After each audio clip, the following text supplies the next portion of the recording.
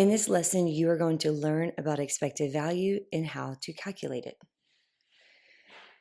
So the vocabulary of an expected value, you're dealing with the probability of an event happening and then weighted averages that will go along with it. So if you do have a random variable, then you're going to have, when we talk about weighted average of it possibilities, we're talking about long range, long term. We're not talking about like if you're flipping a coin once or you're spinning a wheel twice. We're talking about spinning a wheel 1,000 times, 10,000 times.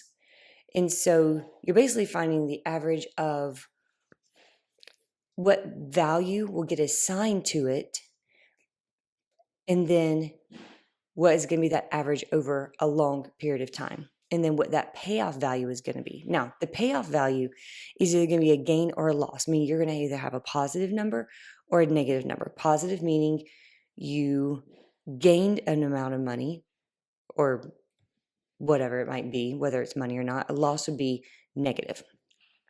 That's going to be associated with whatever the result of that event is. For example, let's talk about the fact that you have this game. Let's say the outcome of you winning the game is 30%. And if you win, then you receive the payoff, you will receive $50. If you lose, which would happen 70% of the time, then you would have to pay $20. So, for example, let's say you have a wheel over here and there are 10 slots, and 3 of these slots would be a W. And then the other slots are going to be L for lose. So if you were to spin the wheel and 3 out of the times you would actually land on a W, you receive $50. If you land on an L, you would lose $20, meaning you would have to pay $20. So that is where we're talking about the probability of something happening. You have a 30% probability of winning. You have a 70% probability of losing. So we could actually find the expected value over spinning a wheel a lot of times. Like if we were to spin the wheel 1,000 times, 5,000 times, that is what the expected value is. We don't want to know just once. We want to know over a long period of time. So to do this, you would either use this formula or this is how you would do it by hand. You have a 30% chance of winning, and if you win, you receive $50. You have a 70% chance of losing, and if you lose, you would have to pay $20, which is why it's negative. So you would receive an expected value of 50. If you were to multiply, you get $15. And if you were to multiply, you would get a negative $14. And then if you add them together, it is an expected value of $1 over a long, long period of time. So if you specifically were to spin the wheel 1,000 times and kept receiving $50 every time you won, you had to keep paying $20 back every time you lost. Over 1,000 times or 5,000 times, you would average $1. That's it. That'd be the probability. So let's do another one. Let's do a carnival game. Now, this one's a little bit different in the fact that you actually have to buy into the game. You don't just get to spin a wheel and whatever happens, happens. You have to first give $5 to a person in order to actually play the game. Now, you have all these percentages and then you have these chances of winning. They want to know what is the expected value. So here's actually what you're going to do. You're first going to think about all the ways. So one, you could win $20. Okay, so let's look at that probability. First, the cost, let's look at it this way. The cost is you winning $20. But now we got to think about the net gain. The net gain is only $15. Why? Because you had to pay $5 to play. So if you won $20, you technically only netted 15 because you already had to put $5 in. So you netted 15. And then the probability of that is going to be a 10%. The next way is you win $5. Okay. So I guess you could say cost, or you could say your winnings, $5, but your net gain would be 0. Again, because since you had to pay $5 to play and then you won your $5 back, you had a net gain of 0. And that could happen 30% of the time. And then the chance is basically not winning at all. So the cost is you don't win. Your net gain is a negative $5. Why? Because you had to pay $5 to play and you didn't win any money. So you're technically out $5. And when does that happen? That happens 60% of the time. So now what you're going to do is you are going to multiply your net gain by your probability. Net gain by your probability, net gain by your probability. So in order to do that, then you would have 1.5, okay, which is, think of it as in money, $1. No, actually, sorry, you're multiplying by probability. Actually, no, just kidding. Yes, you would. And then 0 times 30 would be $0. And then a negative 5 times 0.60 would be a negative $3. And then if you combine these together, it would be a negative $1.50. So your expected value is actually a loss. That if you played the game over a really, really, really long period of time, then your expected value over those times would be the fact that it would be a negative $1.50 loss. Lottery, very similar to this in the same way. She's considering buying a scratch-off lottery ticket that costs $3. So you have to realize the buy-in is $3. So let's just think about that. Let's go to a different color. So buy-in is going to be $3. So you're automatically out $3 just by playing. If the ticket wins, you redeem the ticket for $50. If it loses, then it's just worth 0. Only 2% of all tickets are winners. So let's look at this. You have two things going on. You could either win $50 or you could basically win $0. Okay, so let's look at this. If you think of the net gain for this, the net gain is actually going to be $47. Why? Because you had to pay $3 to play. And then the probability of that happening is going to be 0.02. The net gain, if you don't win any money, then is going to be a negative $3 because you had to buy in, but you didn't make anything. And 98% of the time, that's going to happen. So you always multiply. So 47 times 0.02 is going to be 0.94 cents. And then 3 times 98 is going to be a negative 2.94 cents. If you're to add these together, then it is going to be a negative $2 expected value.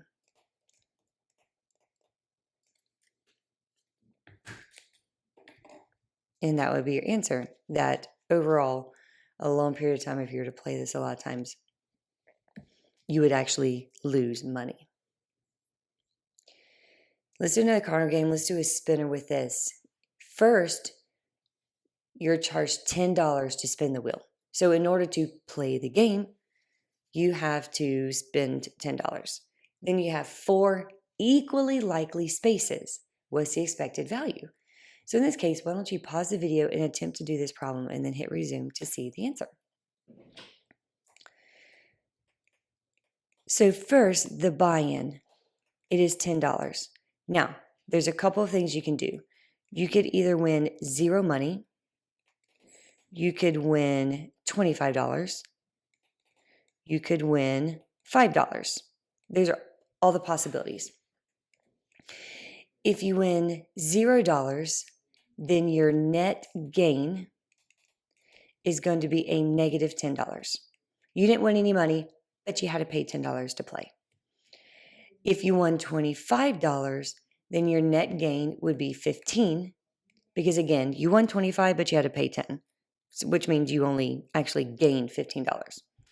And then if you win $5, then your net gain is going to be a negative $5 because you pay $10 to play, but you only got $5 back. Now, the probability of this happening, the probability of winning 0 times, that is 2 out of the 4. So you can either think it's 2 out of the 4 spaces or 50% of the time. $25 is only 1 out of the 4 spaces, so 25%. And then $5 is another 1 out of the 4 spaces, which is 25%. And here, again, you always multiply the net gain times the probability. So if I was to do that, this would give me $5. Well, this would give me negative $5. Let's try that again. This right here would give me a negative $5. 15 times 0.5 would give me a $3.75. And 5 times 0.25 would give me a negative $1.25. So if I add these together, I would get a negative $2.50. So my expected value is going to be a loss. If you're to play this game a really long period of time, you would overall, you basically lose $2.50. Now here's where it gets a little different when you're dealing with protection plans or insurance, which is very similar to how some insurance companies do work. So a protection plan, let's say you bought a new refrigerator, okay? Now there is a chance you can buy into a protection plan, meaning that if it stops working, then they will replace it for free, okay? We say free because you have to pay for the protection plan. If it's damaged or stops working, they'll replace it, obviously for no charge. Now, overall, in the past, they have calculated how many times this actually happens. Like how many times does a new fridge get damaged or stop working? And that happens 3% of the time. Okay. Now, when a customer requests a brand new fridge because they bought into the protection, then it's going to cost the store $1,500 to replace it because a new fridge is $1,500. So here is how you would summarize it. If you replace the fridge, right? If you think of this in terms of this is the company. This is the company's, let's say the company's revenue. We're dealing with from the store's perspective. If you replace the fridge, yes, it is going to cost you $1,500. Okay. But your net gain is going to be $1,375. I say cost, that should be actually be a negative. It should cost you $1,500. But the reason the net gain is $375 is because the customer did pay you $125 to get the plan. So since the customer paid you $125, that means you don't lose $1,500 whenever you have to replace the fridge. Technically, you're only losing $1,375 because of the fact that you did receive $125 from the customer. That's going to happen 3% of the time. Now, if you don't have a damaged refrigerator, it's not going to cost you anything. But you gained $125 because the customer did pay you, and 97% of the time, you won't have to actually replace it, which means you get to keep the $125. So for a company's perspective, let's find the expected value. Again, expected value is going to be your net gain multiplied by the probability of that happening. So if the net gain represents X, then the probability of X happening. So first, the net gain is a negative $1,375, and that is going to happen 3% of the time. The other, you receive $125, and 97% of the time, you're not going to have to do anything about it. So let's find out what these values are. So negative 1375 times 0.03 is going to give me a cost of negative $41.25. And then 125 times 0.97 is going to give me 121.25. So if I combine those together, then I will have a positive expected value of $80. So the company actually is going to technically make money by doing a protection plan, even though they're going to have to spend $13.75 3% of the time. 97% of the time they're not. They're actually going to gain $125. So automatically the expected value will be 80. Okay, so let's look at this one. Hospital research is interested in the number of times the average post-op patient will ring the nurse during a 12-hour shift. For a random sample of 50 patients, this is attained. What is the expected value of basically how many times a nurse is going to get rung? So here's a number of times. Here's a number of patients. But you got to understand, this is out of 50 patients. So that means 4 out of 50%, that's going to happen. 8 out of 50, it's going to happen once. 16 out of 50, it's going to happen twice. You see where I'm going with this. 14 out of 50 is going to happen 3 times. 6 out of 50 will happen 4 times. And then 2 out of 50 will happen 5 times. So we're going to literally multiply these answers together. Obviously, 0 times anything is going to give you 0. 1 times 8 over 50 is just going to be 8 over 50, which is 0.16. 2 times 16 over 50 is going to give you 0.64.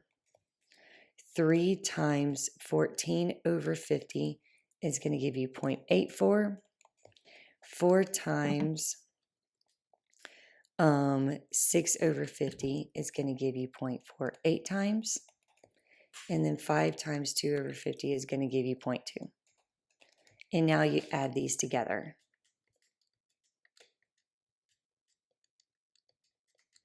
And you'll get 2.32 times as an expected value. This is the only one that is not going to be money. But it is still valuable in that in a 12-hour shift, they are probably going to have the bell rung a little over 2 times as an average over the entire shift.